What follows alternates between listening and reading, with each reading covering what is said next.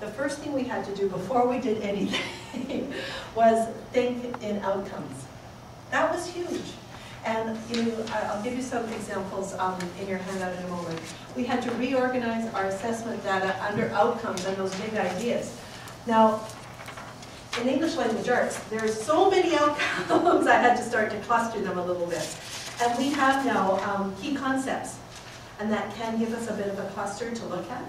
So for example, I'll just give you 3 examples, and then we can follow this through a little bit of the steps. Before I did anything though, I had to think of those big ideas. That's always step 1, determine those big ideas. So here's some that I determined, and this could be in English language arts for grade 4.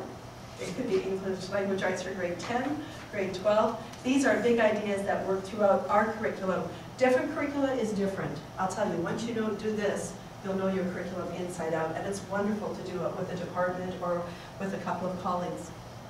So, number 1, I wanted my students to be able to read and understand different kinds of text, different genre. That was key.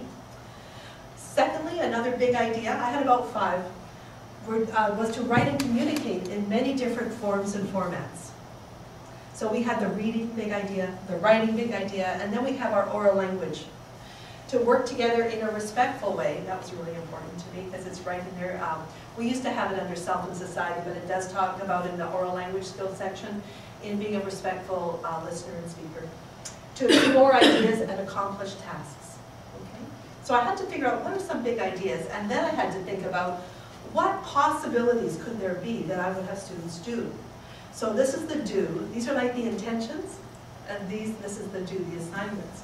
So think to yourself, what could I have kids do that I would be able to know that they would be able to read and understand different kinds of text? Can you just think of what you would do? I know I would have them do reader responses.